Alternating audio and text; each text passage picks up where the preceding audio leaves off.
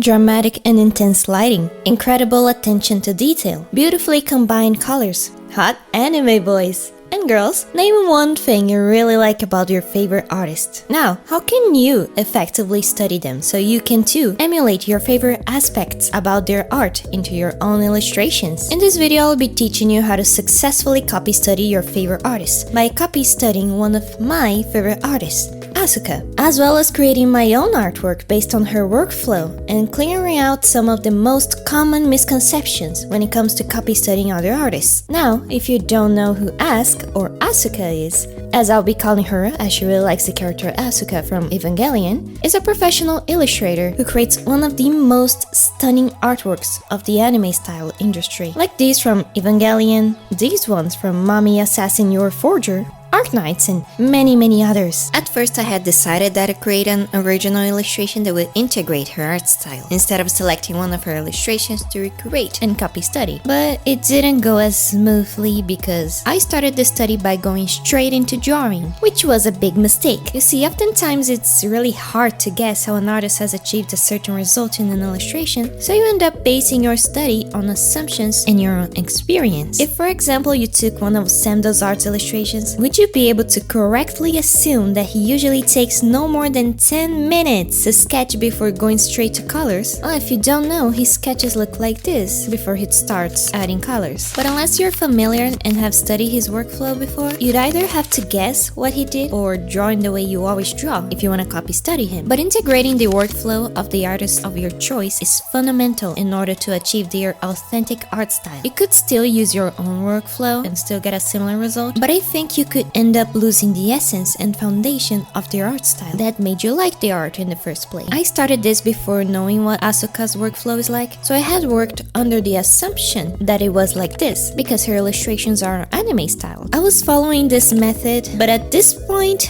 I wasn't happy at all with how it was going, so I decided to put this on hold and I began a proper copy study of Asuka. A proper copy study is conducted when you first watch and study the artist process, learn about their brushes, art programs, techniques, and then just after that, you begin to draw and recreate the illustration that you chose. Different artists have different workflows. Some will color in black and white and then add color. Others block in with colors without a sketch, which I find quite amusing. I would advise you to choose to copy study an illustration which the time-lapse or real-time drawing process is available. For Asuka, I went to check her Twitter page as part of the study.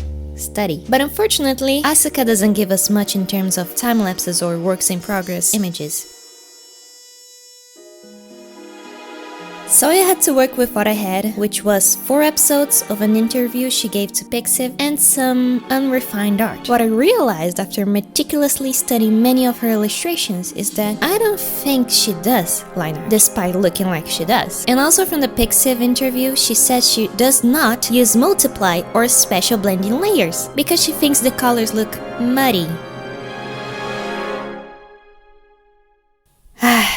I've done it all wrong. Judging by some of her more unfinished and less refined artworks, I think I can safely assume she doesn't do line art, at least not in a classical sense. It might mean that in those specific illustrations she didn't do line art, or that she refined her work so much it looks like there is when there isn't, like what I did here. This is actually a relief for me because it would mean that it's not so different to the process that I'm already used to. I picked this illustration to use as a reference because I really love the flowiness of the hair, as well as the warm color scheme. In this copy study I started coloring with the sketch because I thought it looked clean enough. It is a good way to practice drawing by copy-pasting one of other artists' illustrations because you already have the result of what it should look like in the end, so you have something to compare to. Especially after the line art phase, if you do it, one thing I've done is to put my version on top of the original drawing to check for anatomy issues, or do it after my version is completed. It also forces you to stare at their drawing for long enough to notice all the details that you might not have noticed otherwise, but that would make a whole lot of difference if they weren't there. The biggest challenge for me was definitely not being able to use multiply, but basically what I did was to color pick the color that I'd want the shadow to be on top of, then slightly move the color wheel to change the hue, make it a little bit darker, and, this is very important, a little bit more saturated to make it look more natural. I experienced with a lot of different brushes on this piece. The ones I think fit the best with what I wanted were the pencil texture brush, the normal airbrush, and this brush, which is the one that I use the most for coloring. I believe it is the default for Clip Studio Paint, which is the program that I'm using. It blends the color really well, depending on the pressure you put into it. It is very similar to this brush from Procreate. With Asuka, at the same time that a lot of her illustrations looked super clean, a lot of the ones where it doesn't look like she spent as much time on, it looked really painterly, and honestly, doesn't look to me that she did line art. But I could be completely wrong. The areas that needed more defined lines, I used the pencil brush, and almost everything else I used this blending coloring brush. And the only blending mode I ended up using was overlay.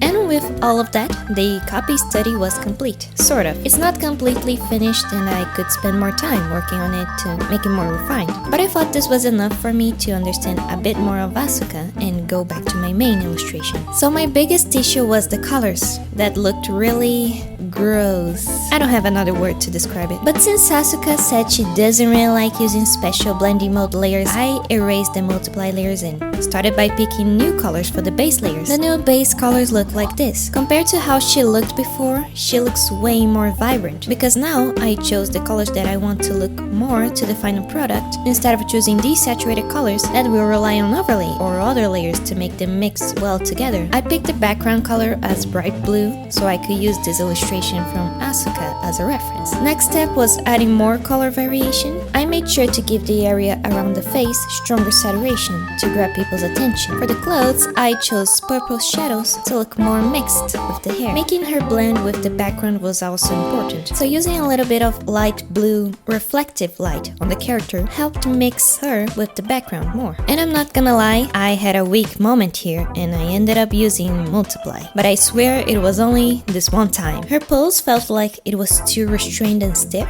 so I created a bigger canvas and drew a basic shape for the character under all the layers except for the background. I often drew and rendered on top of the line art to make it look more painterly and blend more with the character to look more natural. And here I switched over to my iPad and drew the details on Procreate. I mainly use this custom-made brush that I've made, which I use for the hair, clothes, and basically everything. And I also used the pencil texture brush. I then added more hair strands and dark purple lines, which Asuka does a lot, which she color picks the color of the hair and make it a little bit darker and use that as lines to give more detail, especially near the face. To make it look like there is line art, I first added tones to the shape and then erased unwanted parts to make it look sharper. Outline it and there you have it. Doing this process to the rest of the illustration will make it look very detailed and professional, and generally should take less time than actually doing line art. Not doing the classical line art after sketch was a relief for me, because in general, getting rid of that step allows a lot of flexibility to your workflow, at least for me. You can easily move around parts of the object or liquefy it, but in contrast, once you spend 3 hours doing the line art of one drawing, you'll feel pretty hesitant to make changes, even though you know that it needs it, because of how hard and time-consuming it is to fix and make it look clean again. It doesn't really work well with me because I'm also the type of person who only notices mistakes after it's already too late. Like me, only noticing after almost completely finished that she looks like a giraffe because her neck is too long, or that her forehead is so big in here,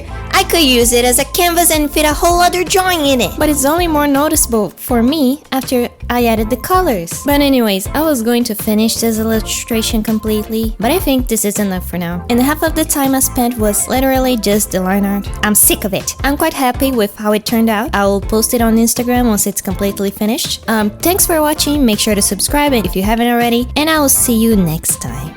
Bye!